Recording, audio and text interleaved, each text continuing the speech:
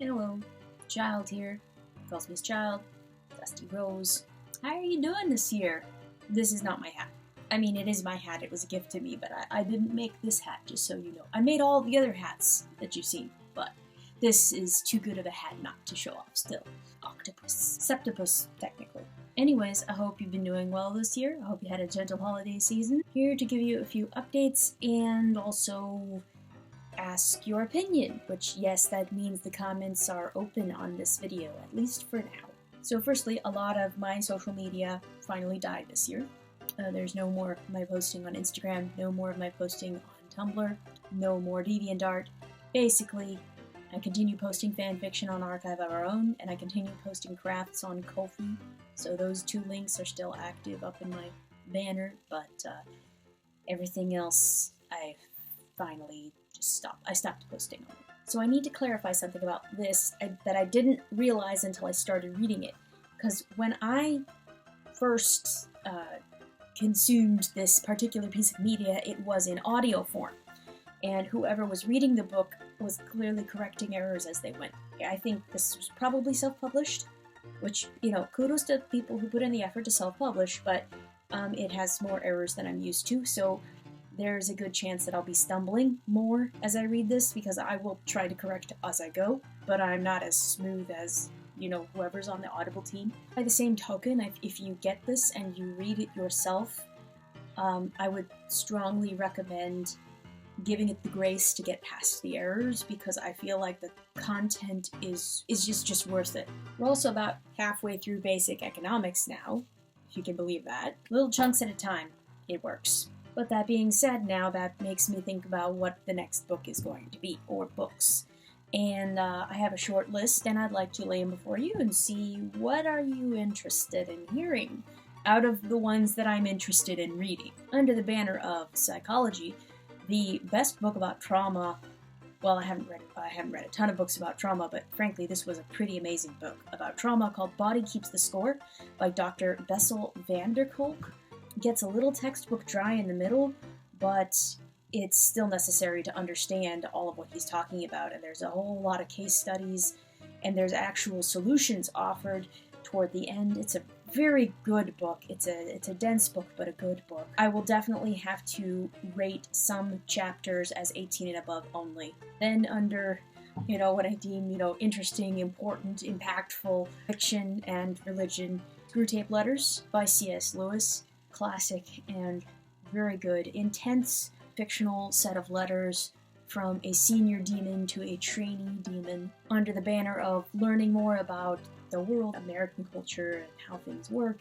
In particular, I have another couple of Thomas Sowell books that are really good. Ethnic America, which talks about 8 different immigrant groups at different stages in their integration into America, and it was fascinating. It's funny how every single group started off so bottom rung and so hated no matter who they were, and people you wouldn't think were hated were, and people you wouldn't think would be discriminated against were, and it's just fascinating to see the history of the group progress and integration and kind of weaknesses and strengths of each laid out. Obviously, nothing can ever be completely comprehensive, but this was a really fascinating view into the topic. Then there's A Conflict of Visions by Thomas Sowell, and I really appreciate this book. It was a little more difficult for me to get because it delves into some more abstract ideas, and that's always harder for me. It basically takes what we classically know today as classically the right wing and the left wing ideas and takes them back down to their root concepts and explains in as academic a way as possible where they came from, you know, what they seek to do, the difference in definitions of words, the way that both groups understand certain words is completely different. Even though Thomas Sowell, in many of his other books, seems to favor one side over the other, in this book, really what I got from him was an academic study. Like, as far as I could tell, he tried to present this as fairly as possible with, again, strengths and weaknesses on both sides. To me, it was the first time I started to understand where the, like, people missing each other in conversation and argument was happening. And that's a really helpful thing to know. It's a really helpful thing to understand that, like, not even your word definitions are the same sometimes. So this is a book that actually I think is useful in, like, bridging gaps between people, ideologies who actually want to connect and actually want to make sense of the world together. It's not going to be any use to people who just want to throw stones. Anyways, that's the list that I have currently. What are the top 2 books you'd be interested in? If you can tell me that, that'd be good.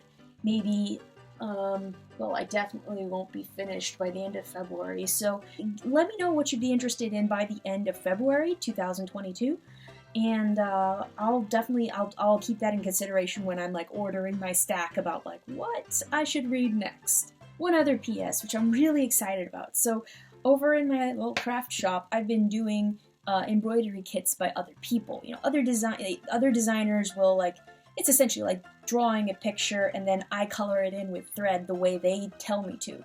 But I finally created my own first designs, and I'm really excited about it. This one's not for sale, it's mine.